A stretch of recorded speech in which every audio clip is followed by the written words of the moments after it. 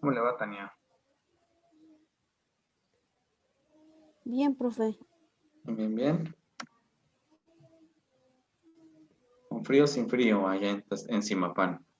Mm, Pues sí amaneció frío, pero ahorita ya está haciendo, ya salió el sol. Ah, qué bueno. Ujú. Caliente un poquito, ¿verdad? Sí, ¿Cómo has estado, Tania? pues bien, en lo que cabe bien. Bien, bien, qué bueno.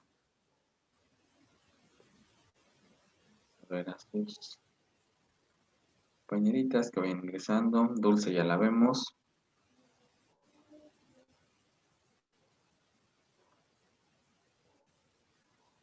Bueno, en lo que se incorporan sus compañeras, les pongo el documento que no terminamos hace 8 días. Nada más déjenme ver cuál era, porque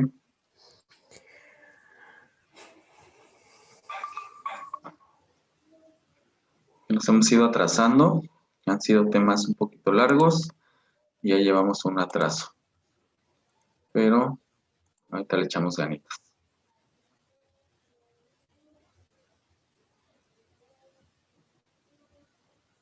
¿Me dices si ya se ve el documento?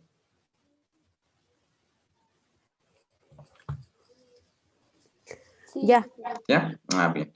Hemos estado hablando acerca de todo lo que es la planeación, la evaluación, vimos cómo se hace un proyecto, pues bueno, dentro de lo que son las etapas y fases de planeación, que prácticamente ya vimos, pues ya nada más es retomar o hacer un recordatorio, digamos así, de lo que pues significan estas etapas, ¿no? Entonces aquí vemos, o ustedes pueden ver lo que es el diagnóstico y el pronóstico, que es toda la detección de necesidades, la planeación prospectiva, acuérdense que es una planeación pues viendo hacia el futuro precisamente para poder trabajar, la jerarquización y políticas, esto tiene que ver cuando estamos hablando también de planeaciones a gran escala, donde tenemos que jerarquizar precisamente las necesidades que tenemos y guiarnos con ciertas normas establecidas. Aquí también los fines, estrategias y programación, ¿sí? Esta parte de identificar cuáles son los recursos, las acciones que se van a llevar a cabo para poder conseguir los objetivos que se están planeando dentro de toda esta planeación. Y darle una ejecución, un seguimiento y evaluación. Aquí complementamos pues tanto lo que es planeación como con lo que es la evaluación. Acuérdense que un factor importante para ver si nuestra planeación está dando resultados o si llegaron o se cumplieron los objetivos, pues es lo que es la evaluación. La evaluación nos va a servir para poder nosotros ver qué tanto está funcionando o no. Cabe mencionar que toda esta parte, como ya lo vimos, la vamos a utilizar en 3 niveles: nivel maso, nivel meso y nivel micro, tanto de planeación como de evaluación. Planeamos tanto a gran escala como es en la secretaría, como a la más mínima escala, que es lo que se hace en las aulas, y tenemos que llevar todo este procedimiento.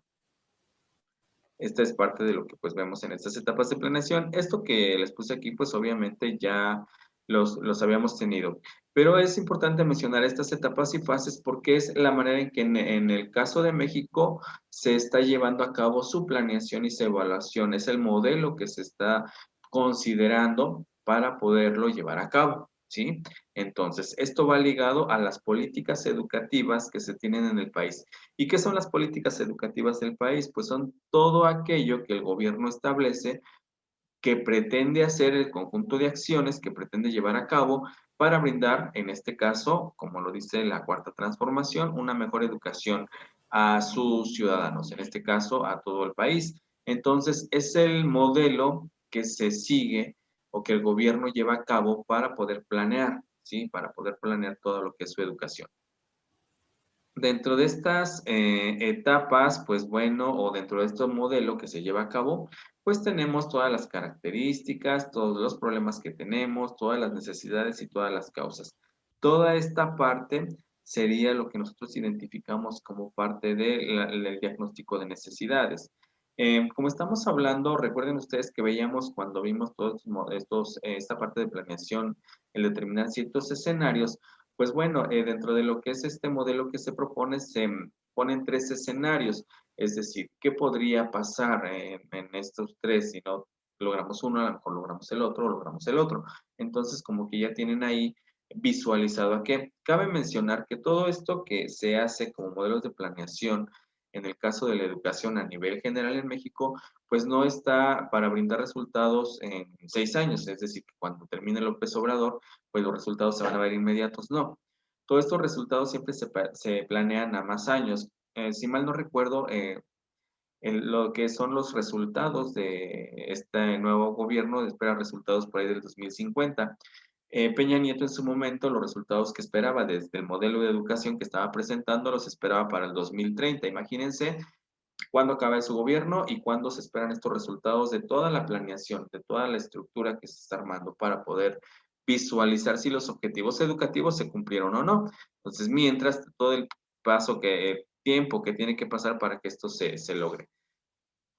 Se utiliza, en el caso de México y de muchos otros países, se utiliza lo que es la planeación estratégica. Es el modelo más usado actualmente, tanto por la parte de las empresas como la parte de la educación. Y el planeación estratégica pues se vuelve racional, es comprensiva, es normativa y es participativo, porque participan muchas áreas, se guía por todas las políticas en base a las necesidades que se tienen y recuerden que es un conjunto de acciones que se llevan planificadas para lograr los objetivos educativos, en este caso, de todo lo que es la educación. Entonces, para que esta planeación y evaluación se lleven a cabo en el modelo que tenemos en México, pues hay que considerar los conocimientos que se tienen, la experiencia que se tiene, el compromiso, la inteligencia, la creatividad, el trabajo en equipo.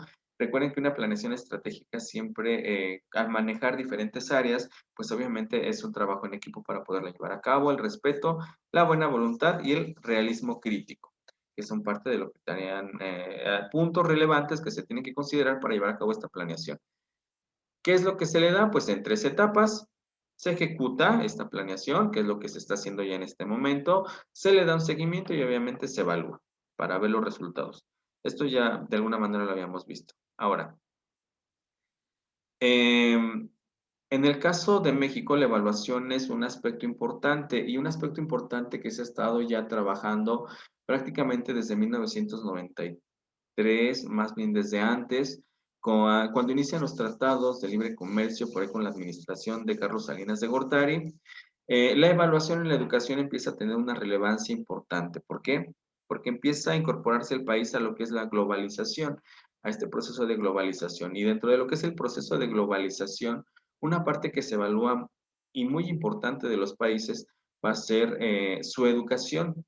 ¿Por qué? Porque esta educación es lo que va a hacer que sus ciudadanos se vuelvan competentes ante otros, es decir, que podamos tener esta movilidad de conocimientos al entrar en globalización. Como ya hemos visto, la globalización pues pretende unificar todo, como que todos seamos iguales. Entonces, con esto también pretende que los sistemas educativos pues manejen lo mismo y estén a la misma altura. Entonces, la evaluación empieza a adquirir esta gran relevancia a partir desde 1990, bueno, entra en el 87, pero digamos que de los 90 a la fecha adquiere una importante importancia el poder evaluar no solamente al alumno, sino al docente y a todo el sistema, los materiales, todo para poder nosotros, o para poder en su caso, las políticas que se establecen, brindar mejores resultados e irlas adecuando. Y entonces la evaluación se vuelve importante. Y para lo que es la evaluación de la enseñanza-aprendizaje en México, y esto sí, chequenlo ahí, este cuadrito para que lo puedan, este va a ser pregunta de examen, entonces eso sí, ténganlo ahí, identifíquenlo. Vamos a utilizar varios modelos, o es lo que se utiliza en la educación en México para evaluar el aprendizaje, la enseñanza y el aprendizaje. ¿Qué se utiliza en el análisis de sistema? Se utiliza la evaluación por objetivos de comportamiento, todo lo que es conducta, la función formativa, ¿sale? Y dentro de, bueno, de los análisis de sistema vamos a tener una evaluación parcial y una evaluación externa. Parcial ¿sí? Porque aquí se van a analizar lo que compone al sistema o al centro educativo, si lo queremos tomar de esa parte. Entonces vamos a tener análisis del sistema y una evaluación externa. Recuerden que la evaluación externa es la que hacen otras personas ajenas a la institución o a lo que sea para poder identificar cuáles son los problemas que se tienen. En el caso de México, y ahorita lo vamos a ver más adelante, pues van a existir diferentes organizaciones internacionales que se van a encargar de analizar precisamente el sistema educativo. Sí, que van a hacer este análisis del sistema, porque es muy diferente el análisis que hacen los propios mexicanos del sistema educativo que lo que se ve fuera del país. Entonces vamos a ver esto.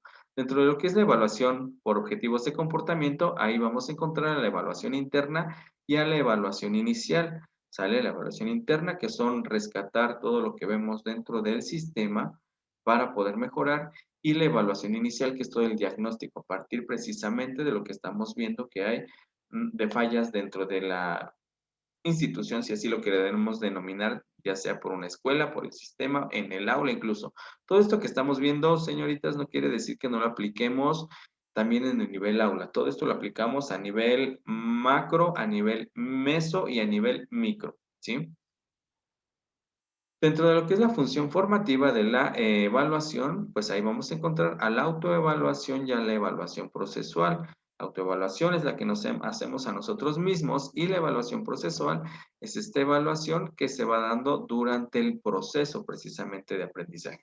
¿Vale? Entonces, esto es parte de la evaluación o función formativa. En su función sumativa tenemos a la heteroevaluación y a la evaluación final. La heteroevaluación es la evaluación que nos hacemos, o más bien, aquí lo que se hace es la evaluación que hace el docente a los alumnos, y la evaluación final es igual, hasta el final ver los resultados que se tienen para ver si se lograron los objetivos o no.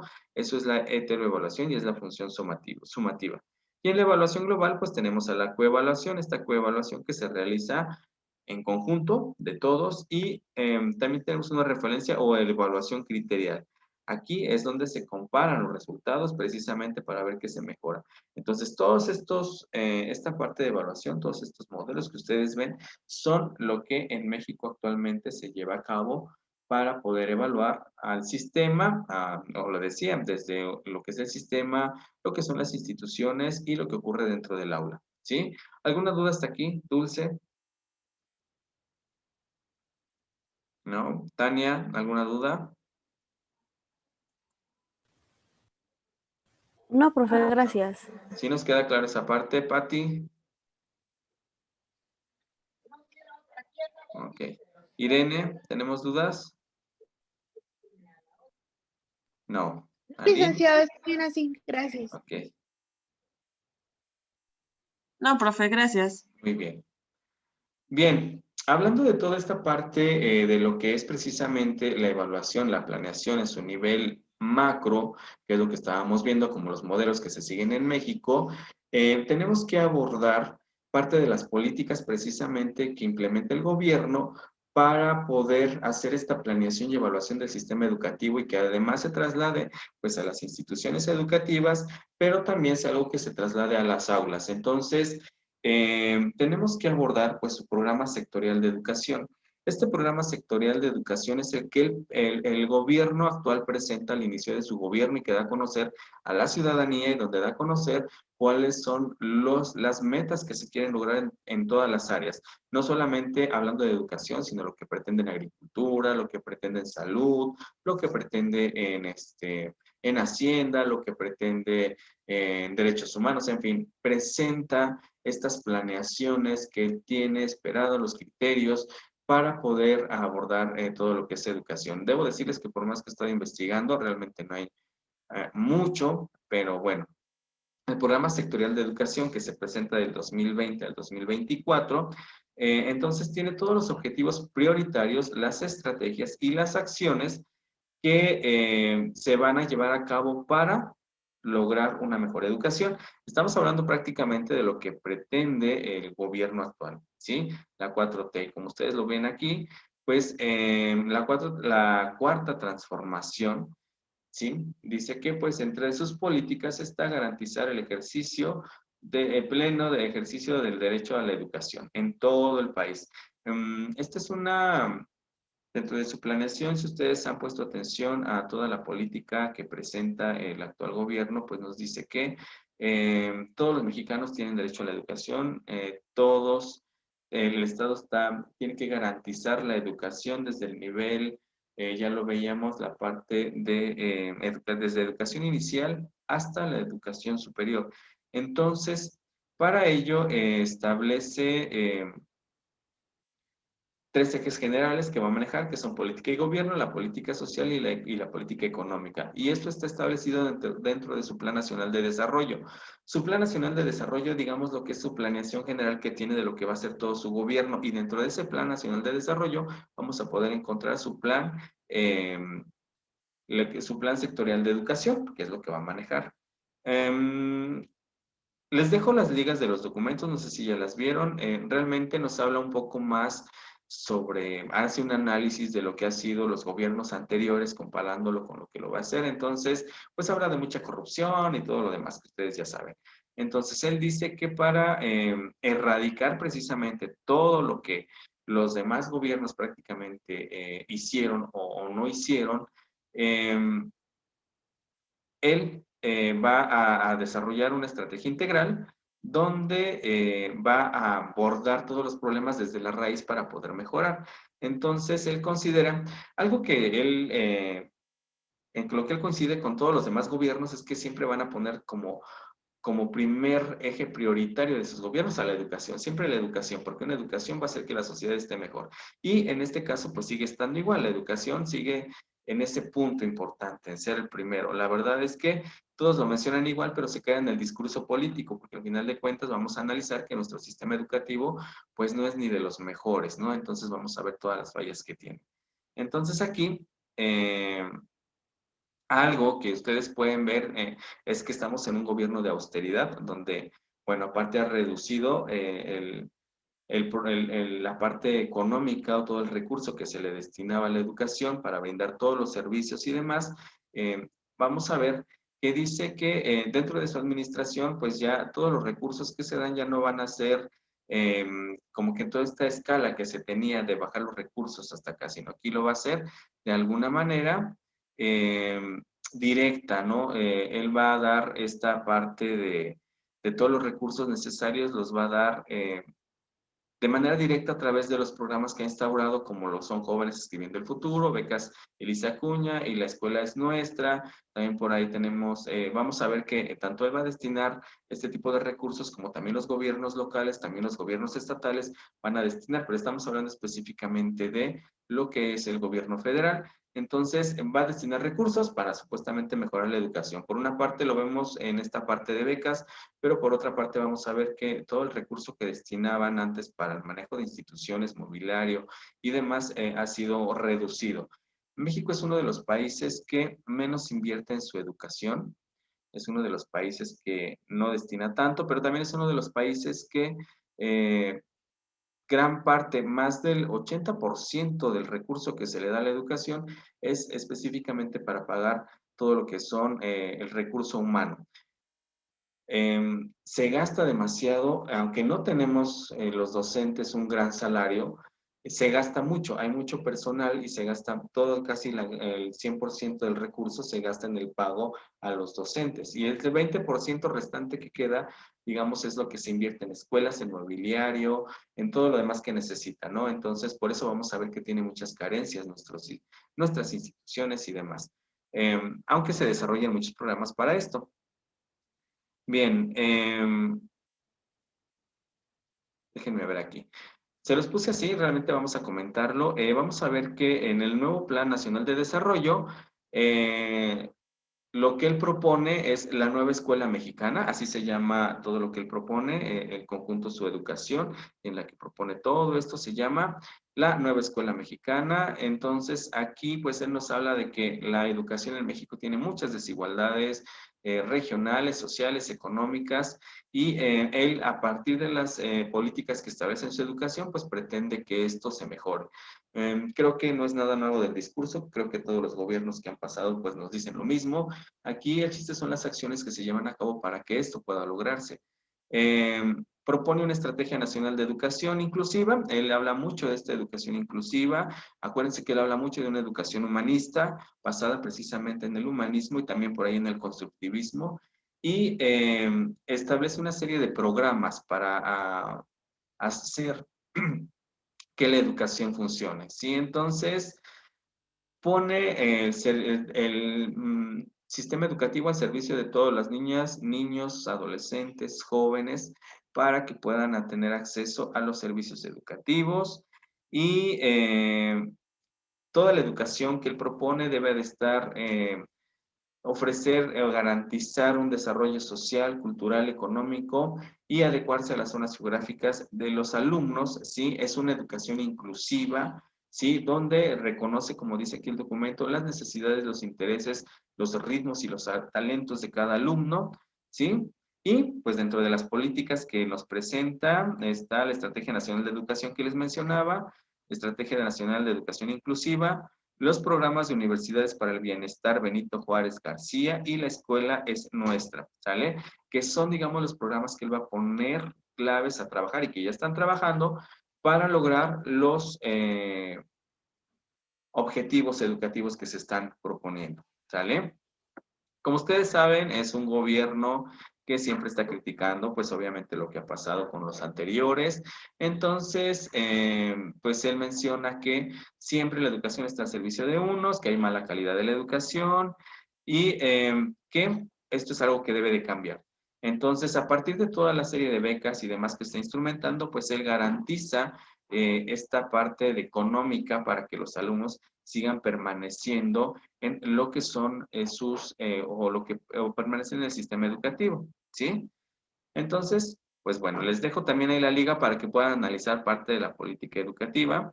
Habla de educación para todos y todas sin dejar a nadie atrás. Todos, el servicio educativo está disponible y es accesible para cualquier mexicano, para todos, ¿sí? Sin excepción. Todos tienen, porque además es eh, un derecho universal, ¿vale? Todos tenemos derecho a la educación y esto se maneja y en el artículo 3º constitucional, pues vemos que también se maneja, ¿vale? Entonces, no es una educación excluyente, es una educación incluyente y equitativa, ¿sí?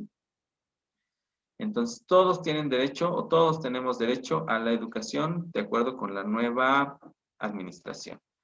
Otro de los puntos importantes que maneja es la educación de excelencia para aprendizajes significativos. ¿Qué quiere decir esto? Que se pretende dar una mejor educación y con esto garantizar el aprendizaje significativo en cada uno de los alumnos, que realmente lo que les esté brindando la escuela les sea útil, ¿sí? Y entonces él critica mucho parte de la administración que ha habido en las instituciones y por eso pues invita, más bien exhorta y pone a trabajar, pues digamos así, al personal directivo, a los docentes, madres y padres de familia, para que los alumnos puedan desarrollarse mejor. De hecho, en esta administración se considera mucho el trabajo de los padres de familia, ¿sí? Que los padres de familia estén. Y bueno, sin querer, queriendo, ¿verdad? En esta actualidad tuvo que desarrollarse así de esa manera. Ahorita los padres están muy inmersos en lo que es la educación. Dentro de sus políticas también está, pues, reducir el abandono escolar o la deserción escolar. En el caso de educación básica, ya no hay mucho abandono escolar, realmente casi está cubierto al 100%, casi todos los niños en edad escolar van al preescolar, a la primaria, porque además son obligatorios, donde tal vez tengamos problemas en secundaria, donde empieza a haber deserción, en lo que es el bachillerato también hay deserción, y sobre todo en la educación superior es donde también hay mucha deserción. Entonces, aquí es en lo que pretende trabajar el gobierno, ¿sí? Otra parte, otro de sus objetivos son los maestros y las maestras como agentes de transformación educativa. Si ustedes escucharon su reforma educativa, acuérdense que este señor pues deroga la reforma educativa que había propuesto Peña Nieto, es decir, cambió todo el modelo educativo, echa para atrás lo que Peña Nieto había dejado y él instaura una nueva reforma constitucional y una nueva reforma para poder trabajar, su nueva reforma educativa y aquí le da un gran peso a los maestros y maestras, ¿no? Son los que deben de transformar, dice él.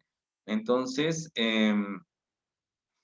con esto, lo que él pretende es abatir los malos hábitos y costumbres que tienen el magisterio. Vamos a ver si eso se logra, ¿no? Esto también a partir del sindicato pues, que se tienen de maestros y maestras, la venta de plazas y todo esto que se daban, él pretende ponerle fin, ¿no? A lo que es toda esta parte que se daba dentro de lo que es la administración. Otro de sus puntos de la política educativa son los entornos educativos dignos y sana convivencia. La escuela debe de ser, según esta nueva administración, pues un entorno que facilite y que proporcione a los alumnos pues una educación de calidad. Sí, hay muchos problemas, dice él. Si ustedes ven esto, hace un análisis de todos los problemas que existen en la parte estructural, en la parte de magisterio y lo demás de los alumnos. Entonces, todo eso es lo que pretende poner fin dentro de las instituciones. Vamos a ver si todo eso se logra. Esto es otro de sus objetivos. También dentro de sus metas se encuentran deporte para todos y todos. Hay un gran, hace un análisis de todo esto que existe de sobrepeso, obesidad en los niños, el sedentarismo que actualmente hay en los niños, y entonces le va a dar un mayor peso al deporte para todos y todos. Él está muy consciente de esto y pretende manejar más actividades deportivas dentro de lo que es la educación. Y no porque no existiera, ya tenemos educación física, pero pues obviamente pretende darles más para desarrollarlos mejor y promover esta parte de cultura física y deporte que él propone a través de programas que ayuden a desarrollar esto dentro de las escuelas. No quiere decir que no existieran, porque vemos que en las escuelas pues ya existían toda esta clase de competencias, está la asignatura de educación física y demás, pero tal vez no se han desarrollado y es lo que él pretende darles énfasis para que se desarrollen y puedan trabajar esta parte de erradicar el sedentarismo, la obesidad y el sobrepeso en los alumnos, ¿sí? Eso es parte de lo que tiene. ¿Sale? Entonces, esos puntos son lo que nos maneja el programa sectorial de educación, lo que la cuarta transformación tiene. No sé si alguna vez han escuchado realmente toda esta parte en las noticias, han leído en el periódico, la parte de lo que es la política educativa de Andrés Manuel López Obrador. Irene, no sé, ¿usted tiene alguna opinión acerca de la política educativa actual? Este, pues creo que a todos nos movió nosotros, por ejemplo, estábamos acostumbrados a una manera de trabajar y con la nueva política como que nos espantaron a todos los particulares, ¿no? Porque como que nos están haciendo trabajar a la manera de CEP, o sea, a la manera de una escuela pública. Nosotros, por ejemplo, tenemos un sistema, pero CEP a fuerzas quiere que trabajemos de acuerdo a lo que ellos nos dicen. Entonces, como que ahorita esta política está haciendo que toda la educación trabajemos en un mismo ritmo. Sí, de hecho, recuerden que él pues es parte de esta ideología donde todo es igual para todos y entonces por eso se está como que poniendo en eso, ¿no? Recuerden que tiene esta ideología de Benito Juárez, de estos gobiernos que eran, aunque él diga que mejores, pues tampoco se ha comprobado que hayan sido realmente los mejores gobiernos y las mejores ideas que se hayan tenido, ¿no? Entonces, es lo que él propone en educación y vamos a ver qué tal funciona, pero lo estamos viendo porque es precisamente parte de su planeación y de su evaluación, ¿no? Entonces, así es como está operando actualmente. Tania, ¿qué has escuchado de la política de nuestra educación? Tania, ¿sí me escucha?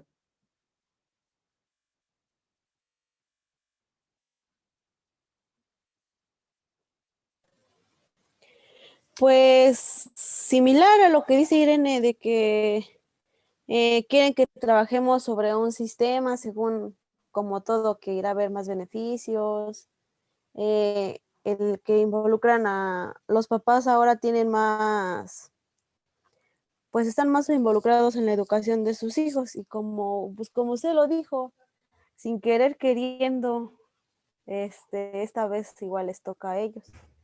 Pues era quizás algo sin planear y pues ya. Van Okay. acoplados, no, Pues sí. para que no les costara tanto. Aquí bueno, lo que ustedes como parte de la carrera en la que están, siempre es importante que sepan las políticas que se manejan de la educación, porque en base a esto es como se programa todo precisamente, cómo viene desde la Secretaría a través de una ideología que tiene un gobierno. Recuerden que todo esto va a obedecer también a la política internacional, a todo lo que son organismos internacionales y a los tratados que tiene con otros países para poder brindar una educación que vaya en comparación y que pueda ser igual o similar a los demás. Por eso es que este tipo de programas lo vamos a ver reflejado en otros países. Bien, algo importante que tenemos que destacar, y en su temario venía por ahí el caso del INE, no del INE del de sus credenciales, sino del Instituto Nacional para la Evaluación y la Educación en México. Bien, es importante recalcar, chicas, que este organismo como tal, con la relevancia que, bueno, ni relevancia, porque vamos a hablar un poquito de ello, ya no existe como tal, ¿sale? Este organismo fue creado en el 2002 por la administración de Fox, Vicente Fox Quesada. ¿Con qué finalidad? Pues con la finalidad precisamente de evaluar al sistema, de evaluar al docente, de evaluar al alumno, de evaluar a los materiales, de evaluar todo. Esta era su supuesta función que tenía el INE dentro de la política en México. Entonces, con la nueva reforma de la actual administración y de la política, pues bueno, el 15 de mayo, el Día del Maestro, pero del año pasado, de 2019, lo disuelve Andrés Manuel López Obrador, es decir, lo desaparece, pero no lo desaparece. Digamos que sigue existiendo, pero ya no con esa importancia o con esa relevancia con la que fue creado o con los mismos funciones que tenía. ¿Sí? Entonces, hoy en día sí lo vamos a encontrar. Si ustedes quieren buscar información acerca de él, no, ya no la van a encontrar como antes porque ya solamente se encuentra como un archivo histórico de lo que fue el INE, ¿sale? Entonces, se crea en el 2002 y a partir del 2002 hasta el 2019 en la administración de Peña Nieto, pues estuvo con esta parte de evaluación. De hecho, él es el que se encargaba de hacer toda esta parte de evaluación. Cabe mencionar que en las administraciones de Vicente Fox, de Calderón, tal vez no tuvo mucha relevancia, porque acuérdense que todo lo que era la educación se manejaba o la tenía manejada tanto gobierno en conjunto con el sindicato de maestros. En aquel entonces, en las administraciones de Vicente Fox y también con Calderón, estaba la profesora Elbester Gordillo a cargo de la educación. Elbester no quería la evaluación, obviamente, de sistemas, siempre fue una opositora y siempre fue una de las mujeres que tenían mucho poder en nuestro país y que manejaba todo el sindicato de maestros y que por lo tanto manejaba la educación. Entonces, durante estas administraciones, estas dos administraciones, realmente el INE tampoco figuró demasiado porque el sindicato no lo dejó hacer su trabajo. ¿Qué es lo que hacía? Pues prácticamente el sindicato manejaba todo. En este caso, a través de su coordinadora, que era la profesora Elbester.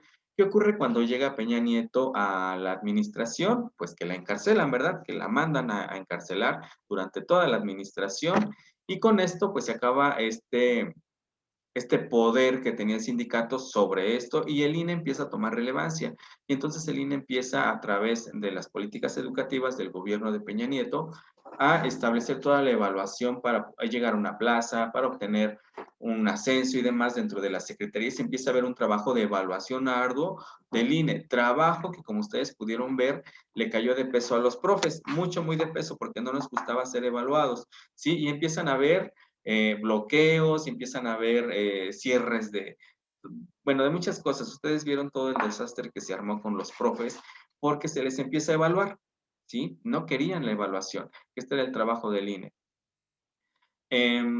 Es importante mencionar, chicas, que todos los países, las grandes potencias, evalúan a todo su sistema, no solamente los materiales, no solamente lo que es las herramientas y demás, no, se evalúa al docente sobre todo. ¿Por qué? Porque entre más preparado tengan a sus docentes, obviamente mejor educación se va a estar brindando. Y en el caso de México, no, nos hablan de evaluación de los maestros, sí, uy, nos sacamos las uñas, nos queremos comer al sistema, ¿por qué nos van a evaluar? A nosotros, ¿por qué? ¿Por qué nos exigen? Sobre todo estamos hablando del sistema público. En este caso, los que estamos en particulares, ¿verdad? Pues obviamente nos evalúan y sabemos que si nos evalúan y no trabajamos bien, ¿verdad, Irene? Pues nos van a decir gracias a Dios, suerte para la próxima. En el caso de públicas, los dejan que hagan lo que quieran porque no hay un sistema de evaluación que los tenga controlados, como en otros países donde pues ni modo, profe, tienes que seguirte preparando, tienes que seguir haciendo exámenes, tienes que seguir demostrando que estás apto para seguir formando precisamente a las nuevas, futuras generaciones de abogados, de todas las profesiones que van a estar, porque somos los encargados de enseñar. Entonces, es algo en lo que los profes en México se han opuesto a la evaluación. Con la entrada del nuevo gobierno de la 4T, como ustedes pueden ver, Andrés Manuel pues le regresa, con tal de quedar bien con su magisterio, ¿verdad? Pues vimos que les regresa el poder otra vez a los sindicatos y para que ya los profes no se pusieran de uñas y no tenerlos en contra, ¿verdad? Pues que les quitan la evaluación. Es más, ya no nos pueden decir ni evaluación porque, híjoles, casi bloqueamos otra vez calles, líneas de ferrocarril, en fin, todo lo demás. Entonces, para tenerlos contentos, pues vamos a eliminar al INE, que fue lo que pasó con esta administración. El INE deja de tomar funciones y crea para eso lo que es el Sistema Nacional de Evaluación Educativa, que ahora sí se llama el órgano que, digamos, está en el lugar del INE, ¿sale? Entonces, este Sistema Nacional de Evaluación, pues es el que se encarga ahora de evaluar y está a cargo de la Secretaría de Educación Pública, obviamente del Gobierno Federal, y el INE sigue manejando evaluación, pero ya digamos como un organismo adjunto a lo que es este Sistema Nacional de Evaluación, ¿sale? Entonces, ya no existe como tal, ¿sale? Se derogó, ya no tiene ese trabajo el INE y a su paso pues existe el Sistema Nacional de Evaluación Educativa. ¿Qué es lo que propone el señor pues Andrés Manuel López Obrador? ¿Sí? Y a partir de este Sistema Nacional de Evaluación, pues lo que se pretende o lo que pretende el gobierno federal es dar una mejor calidad de la educación, ¿sí? En todo el discurso político vamos a ver que van a hablar de la evaluación como este punto importante para poder hacer que haya una calidad en la educación, ¿vale? Evaluar entonces, se crea el Sistema Nacional de Evaluación Educativa y el INE solamente coordina la evaluación. O sea, como les decía, ya el INE ya está nada más a un lado trabajando, pero ya no es el que se encarga de toda la evaluación como lo hacía o era la función por lo que fue creado, ¿vale? Así con el INE. Entonces, pues hablar del INE, pues ya no está, no hay mucho acerca tampoco de este sistema nacional de evaluación. No encontré todos los parámetros que se encarga de evaluar. Lo que sí es que obviamente está mucho en función de los planes y programas, de los maestros y las maestras, eh, pero como tal no encuentro tampoco mucho acerca de ellos, ¿sale? Entonces, lo que va a hacer es el mejoramiento de los procesos y de los resultados educativos, como ustedes lo pueden ver aquí. Entonces, se pretende una educación de calidad. Si nosotros hacemos un análisis desde el 90 hasta la fecha, ¿no? Con esto de la globalización y demás, vamos a encontrar que todos nuestros presidentes pues, van a querer calidad educativa.